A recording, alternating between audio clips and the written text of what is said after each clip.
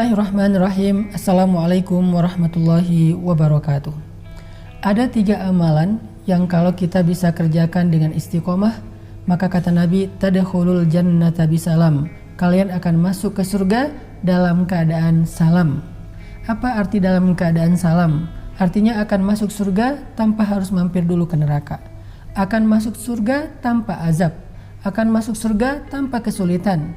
Akan masuk surga tanpa tergelincir di sirat, akan masuk surga dengan hisab yang ringan, akan masuk surga dengan padang mahsyar yang diberi naungan oleh Allah Subhanahu wa taala, akan masuk surga dengan mendengar ucapan sambutan dari para malaikat dan penduduk surga, salaman salama, salaman salama. Dia masuk ke dalam surga seperti seorang raja. Teman-teman, pengen jadi raja? Saya pernah jalan-jalan ke Dubai, ke Qatar, ke Kuwait, ke beberapa negara-negara Teluk yang masih menggunakan sistem kerajaan. Lalu di sana kita keliling-keliling city tour, melihat sebuah istana yang luar biasa. Ternyata ketika saya bertanya kepada guide-nya, ini istana milik siapa? Yang luas sekali, kemudian menghadap ke lautan, kemudian dari luar saja sudah kelihatan kemegahannya. Saya bertanya, milik siapa istana ini?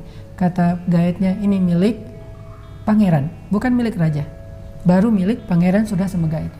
Ketika saya jalan ke Turki, saya melihat istana milik kerajaan Turki, istananya Muhammad Al-Fatih yang ada di sebelahnya Hagia Sophia, istana Topkapi. Di sana saya melihat istana yang sangat nyaman. Saya hanya membayangkan betapa beruntungnya raja yang pernah tinggal di istana itu. Betapa beruntungnya raja yang pernah hidup di situ bersama keluarganya.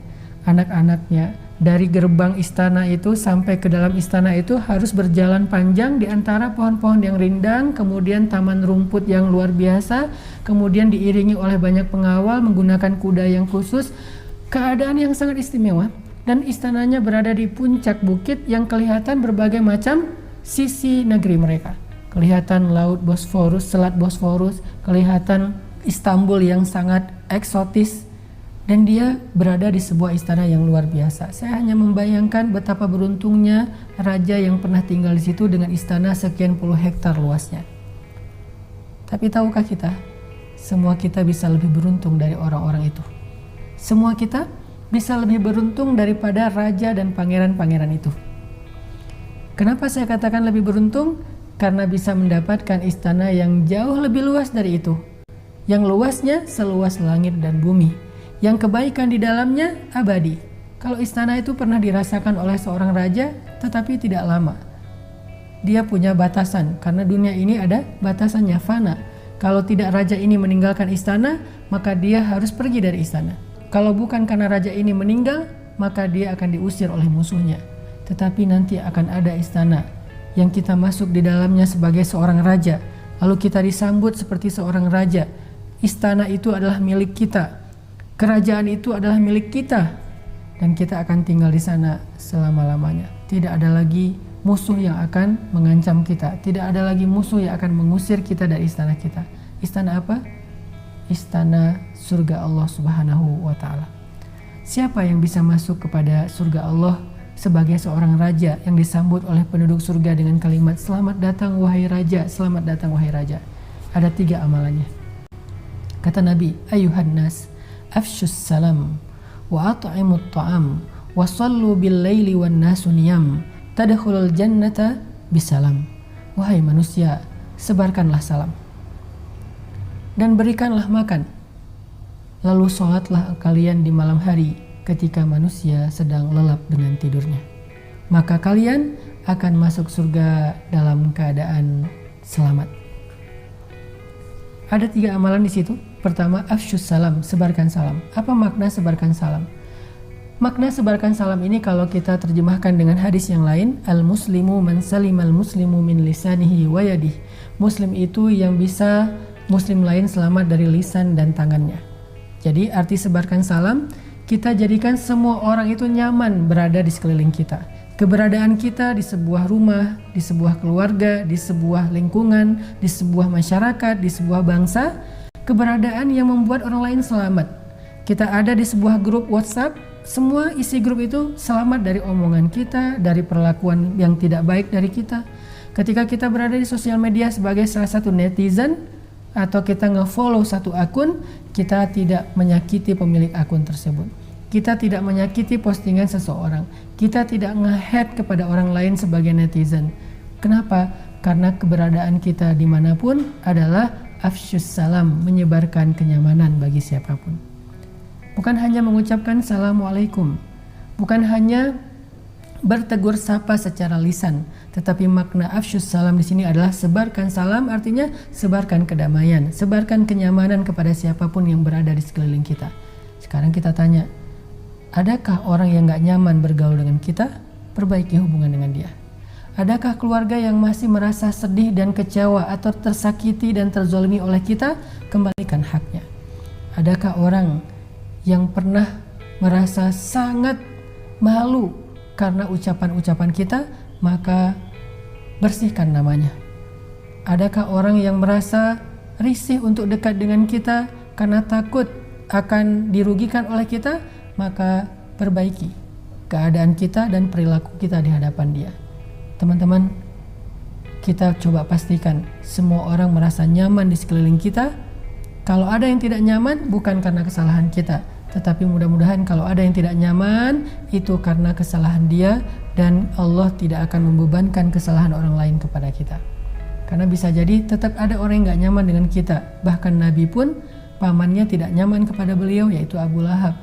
Bahkan Ibrahim alaihissalam ayahnya tidak nyaman kepada beliau, yaitu Azar. Bahkan Nabi Nuh alaihissalam, Nabi Lut alaihissalam, keluarga mereka tidak nyaman kepada mereka, padahal mereka orang-orang yang solih. Nah, kalau ada yang gak nyaman dengan kita, pastikan bukan karena kesalahan kita, bukan karena perangai kita yang tidak baik, tetapi karena kesalahan mereka, kedengkian mereka, karena kejahilan mereka, bukan karena kita. Jadi, amalan pertama adalah kita berusaha untuk menjadikan sebanyak mungkin orang merasa nyaman, bergaul, dan mengenal kita. Kalau dia orang miskin, merasa nyaman karena dapat perhatian dari kita. Kalau dia orang yang tidak mengerti ilmu, nyaman karena dapat ajaran ilmu dari kita. Kalau dia orang yang lemah, merasa nyaman karena dibantu oleh kita. Kalau dia orang yang tua, merasa nyaman karena dihormati oleh kita. Kalau dia anak muda, merasa nyaman karena disayangi oleh kita. Kalau dia keluarga, merasa nyaman karena ditunaikan hak-haknya oleh kita. Afsyus salam, sebarkan kenyamanan atau kedamaian. Yang kedua, wa at'imut ta'am, berikanlah makan. Maksud berikanlah makan di sini adalah memberi makan kepada orang-orang yang membutuhkan atau memberi makan pada saat orang dalam kesusahan. Sekarang kita merasakan hal itu. Bangsa kita sedang diuji dengan satu wabah yang efeknya bukan hanya terhadap kesehatan, tetapi juga terhadap ekonomi. Banyak orang yang di PHK, banyak saudara kita yang tidak bisa bekerja, banyak dari saudara kita yang tidak punya penghasilan. Sehingga kalau kita mau melakukan satu di antara 3 syarat menjadi raja di surga, maka yuk sama-sama kita bersemangat.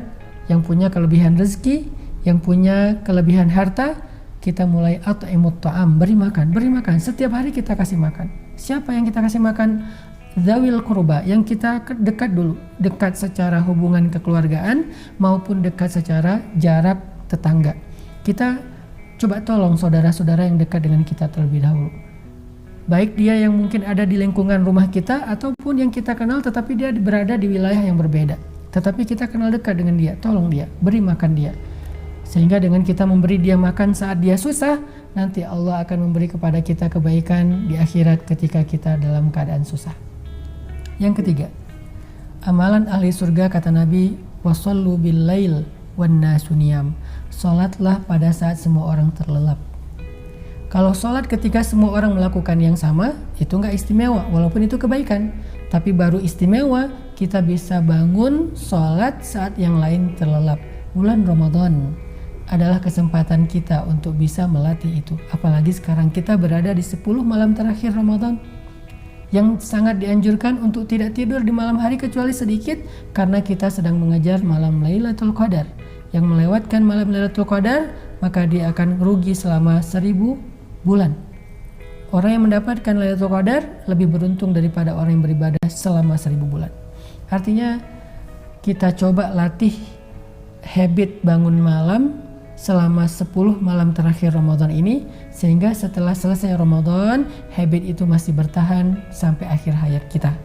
Dengan 3 habit atau kebaikan tadi. 1. Membuat orang lain nyaman bergaul dengan kita, baik di sosial media atau dalam kehidupan sehari-hari. Kedua, memberi makan kepada orang yang susah dan membutuhkan, terutama memberi buka puasa saat orang sedang berpuasa. Yang ketiga, belajar untuk sholat berduaan dengan Allah ketika yang lain sedang dalam keadaan lelap. Mudah-mudahan tadkhulul jannata bisalam, kita bisa masuk surga dalam keadaan selamat. Barakallahu li wa lakum.